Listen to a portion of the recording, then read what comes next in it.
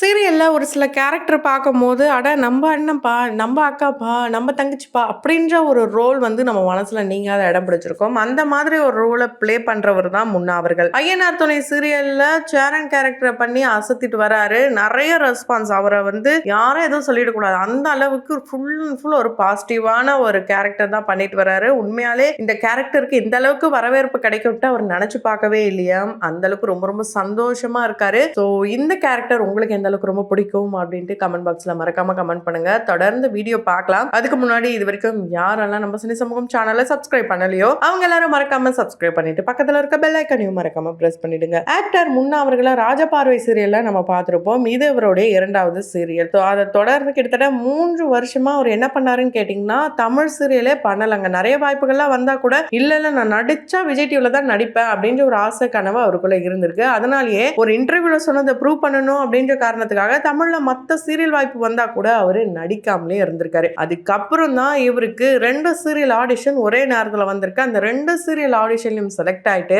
கடைசியா இந்த சீரியல் வாய்ப்பு கிடைச்சிருக்கு. அது எந்த சீரியல் அப்படின்னு பாத்தீங்கன்னா சிந்து பைரவி. அதுல சிவா கேரக்டருக்கு இவருக்கு ஆடிஷன்லாம் ஓகே ஆயிடுச்சு, செட் ஆயிடுச்சா. அதுக்கப்புறம் ஐயனார் துணை சீரியலுக்கும் ஆடிஷன்லாம் ஓகே ஆயிருக்கு. இந்த 2 சீரியலும் ஓகே ஆனதுக்கு அப்புறம் இல்ல நீங்க ஐயனார் துணையிலே நடிங்க, இங்க வந்து திரவியம் நடிக்கட்டும் அப்படின்னு சொன்னதுனாலதான் இவர் இந்த சீரியலை விட்டுட்டு அந்த சீரியலுக்கு போனாராம். இல்லனா சிவா கேரக்டர்ல முன்னா தான் நடிச்சிருப்பாரு. உண்மையாலே முன்னாக்கு இந்த சேரன் கேரக்டர் ரொம்ப ஆப்டா இருக்கு. ரொம்ப ஒரு அன்பான அண்ணா, பாக்குற எல்லாருமே அண்ணான் கூப்பிடுற அளவுக்கு தான் அந்த ஒரு ரோலை ரொம்ப நல்லாவே பிளே பண்றாரு. உண்மையிலேயே ஒரு சூப்பரான ஆக்டர் அப்படின்ற ஒரு பேரும் எடுத்திருக்காரு. சமீபத்துல நல்ல விருதுகள்லாம் கூட வாங்கியிருந்தாரு. ஸோ கண்டினியூஸா இந்த சீரியல்ல இவருக்குன்னு பேர்லாம் கூட கொடுத்திருக்காங்க. சந்தாக்கும் இவருக்கும் எப்படி மேரேஜ் ஆக போகுது அப்படின்ற சீக்வன்ஸ் மிகப்பெரிய எதிர்பார்ப்பா இருக்கு. இந்த நிலையில இவருடைய ரியல் பேர் ஆயிஷா. ஸோ இவருடைய இந்த மேரேஜ் சீக்வன்ஸ் எப்படி நடந்தது அண்ட் ரியலா இவங்க ஒய்ஃப் இவரை பத்தி புரிஞ்சுக்கிட்ட சில விஷயங்கள் இது எல்லாத்தையும் தான் தொடர்ந்து இந்த வீடியோல பார்க்க போறோம். இவருடைய ரியல் பேரான சந்தாக்கும் இவருக்கும் எப்படி மேரேஜ் ஆக போகுதுன்றதே மிகப்பெரிய ஒரு இன்ட்ரெஸ்டிங்கான சீக்வன்ஸா தான் போக போகுது.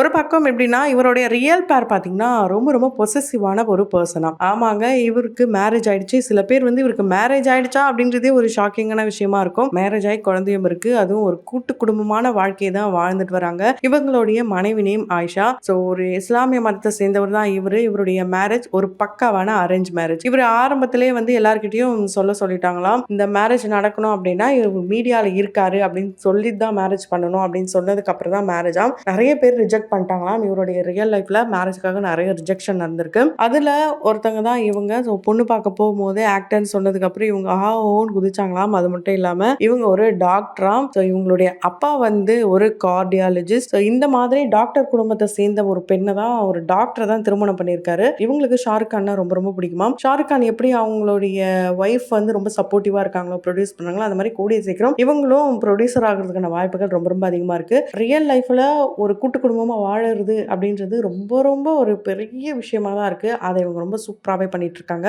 அது மட்டும் இல்லாம இவங்களுக்கு வந்து ஓன் ஹவுஸும் இருக்காம. இவங்க அப்பா வந்து இவங்க சின்ன வயசுல இருக்கும்போது ஸ்ட்ரீட் பில்டரா இருந்து தான் சொந்த வீட்லாம் கட்டினாராம். இப்போ இவங்க ஒரு ஓன் ஹவுஸ்ல தான் இருக்காங்க. இவங்களுடைய ஃபியூச்சர் ட்ரீம் ஹவுஸ் ஒன்று கட்டணுமா, அதுவும் எல்லாரும் ஒன்னா இருக்கிற மாதிரி, ஒரே வீட்டில் இருக்க மாதிரி. இப்போ ஒரே காம்பவுண்ட்ல தான் இருக்காங்களாம். ஆனால் ஒரே வீட்டில் எல்லாரும் ஒன்னா இருக்கிற மாதிரி ட்ரீம் ஹவுஸ். அப்பாவுடைய சப்போர்ட் எதுவுமே இல்லாம இவரும் அவங்க அண்ணனும் சேர்ந்து பிளானிங்ல போயிட்டு இருக்கான். லோன் போட்டு தான் கட்டுற மாதிரி இருக்குமாம். ஆனால் கடவுளுடைய அருள் இருக்கு, நான் வந்து நல்லா சம்பாதிக்கிறேன்ற பட்சத்தில் கண்டிப்பா லோன் இல்லாம வீடை கட்டி முடிப்போம் அப்படின்ட்டு ரொம்ப சந்தோஷமாவே சொல்லியிருக்காரு. இவருடைய ஆசை நிறைவேறணும். அண்ட் இவருக்கு ஆக்டர் ஆகணும்ன்ற ஆசை எங்க இருந்து வந்ததுன்னா சின்ன வயசுல இருந்து வந்தது. அண்ணாமலை பாக்ஷா படம்லாம் பார்க்கும்போது சூப்பர் ஸ்டார் அவர்களை பார்த்து நிறைய ஒரு இன்ஸ்பயர் ஆகுறாரு. நம்மளும் வந்து ஆக்டர் ஆகணும் அப்படின்னு ஆசைப்படுறாரு. அப்படி ஆக்டர் ஆகணும்னா என்ன தேவை? டான்ஸ், ஃபைட், இது ரெண்டுமே தேவைப்படும். அதனால இவர் கராத்தே கத்துக்கிறாரு. 10ஆம் கிளாஸ் படிக்கும் போது கிளாஸ் போறாரு. இப்போ இவர் ஓனா வந்து கிளாஸை வந்து ரன் பண்றாரு, அகாடமிக் வச்சிருக்காரு. ஸோ பெண்களுக்கு இதுல குறிப்பா ஃப்ரீயாம். ஏன்னா இவர் ஷார்ட் ஃபிலிம் நடிக்கும் போது அந்த ஷார்ட் ஃபிலிம்லயே கராத்தே பேஸ் பண்ணி தான் இருக்குமா. கராத்தே அதாவது தற்காப்பு கலை தான், பெண்களுக்கு பாதுகாப்பு அப்படின்றத முன் வச்சுதான் இவரு பெண்களுக்கு ஃப்ரீயா வந்து கராத்தே கற்றுத்தராரு. உண்மையாலே இதெல்லாம் ரொம்ப பெரிய விஷயம், ரொம்ப நல்ல விஷயமும் கூட. இவருக்கு டைரக்டர் ஆகணும்ன்ற ஆசையும் இருக்கு. 3 கதைகள் இப்ப அவர் கையில இருக்காம். அதுல ஒரு கதையில விஜய் சேதுபதி அவர்களும் இவரும் நடிக்கிற ஒரு பிளான், அந்த ஒரு மைண்ட் செட்ல இருந்தாராம். ஆனா ஒரு புதுமுகமா இருந்தா நல்லா இருக்கும்ன்ற மைண்ட் செட்டுக்கு மாத்திட்டாராம். ஸோ ஒரு பக்கம் விஜய் சேதுபதி, இன்னொரு பக்கம் ஒரு புதுமுகமா தான் இருக்க போது. இவர் ஃபுல் அண்ட் ஃபுல் டைரக்ஷன்ல தான் இருக்க போறாரு.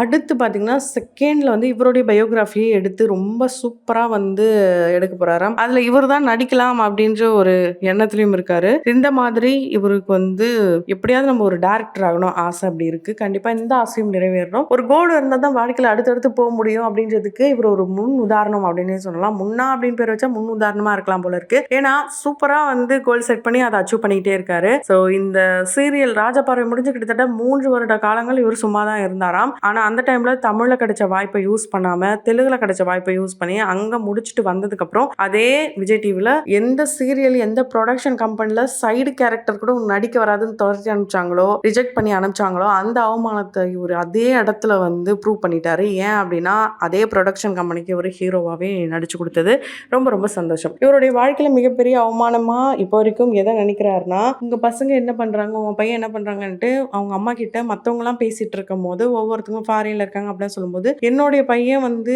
ஃபாரின்ல இருக்கான் அப்படின்ட்டு பொய் சொல்லிட்டாங்களா. அந்த டைம்ல இவரு சான்ஸ் தேடிட்டு இருந்தாராம். அந்த டைம்ல அவங்க சொன்ன பொய் வந்து இவருடைய மனசை ரொம்பவே கஷ்டப்படுத்தி தான் ஏன் வந்து நம்ம இப்படி சொல்ல வச்சுட்டோம், எதுக்காக நம்ம இங்க இருந்துட்டு ஒண்ணுமே பண்ண முடியாம இருக்கோன்ட்டு ரொம்ப மனசு கஷ்டப்பட்டாராங்க. இவரு ஆரம்ப காலகட்டத்துல நிறைய விஷயங்கள் குறிப்பா பணத்தெல்லாம் கொடுத்து ஏமாந்துருக்காராம் ப்ரொடக்ஷனுக்காக. ஸோ இந்த மாதிரி ஏமாற்றங்கள்லாம் கடந்து தான் இப்போ ஒரு சக்சஸ்ஃபுல்லான பாத்துல போறாரு. இவரும் மகாநதி சீரியல் நடிச்ச குமரன், அதாவது பிக் பாஸ் கம்ருதி, இவரும் ரொம்பவே க்ளோஸ் ஃப்ரெண்ட். ஒரு இன்டர்வியூல பிராங்க் எல்லாம் பண்ணிருப்பாரு, ஒரு பொண்ணு பாக்குறேன் இப்படி எல்லாம் சொல்லியிருப்பாரு. அந்த அளவுக்கு க்ளோஸ் ஃப்ரெண்டுனா அப்ப எந்த அளவுக்கு நல்லதெல்லாம் சொல்லியிருப்பாருன்னு பாத்துக்கோங்க. கண்டிப்பா கம்ருதீன் அந்த அளவுக்கு ஒஸ்ட் பர்சன்லாம் கிடையாது, ரொம்பவே நல்ல பர்சனா தான் இப்போ பல பேர் மத்தியிலையும் ரொம்ப பிரபலமாயிட்டு வராரு. அந்த வகையில கம்ருதீன் முன்னா இந்த ஃப்ரெண்ட்ஷிப் பத்தி நீங்க என்ன நினைக்கிறீங்க அதையும் கமெண்ட் பாக்ஸ்ல மறக்காம கமெண்ட் பண்ணிடுங்க. இவரு நிறைய ரீல்ஸ் எல்லாம் போட்டிருக்காரு. குறிப்பா ஆக்ட்ரஸ் சோபனா இவங்க கூட சேர்ந்து நிறைய ரீல்ஸ் வீடியோ போட்டிருப்பாரு. அதை பார்த்துட்டு நிறைய பேர் இந்த காம்போ கூட நல்லா இருக்கேப்பா, ரெண்டு பேரும் சேர்ந்து எப்படி இருக்கும் அப்படிலாம் கூட சொல்லியிருக்காங்க. அதே மாதிரி பராசக்தி படத்துல இருந்து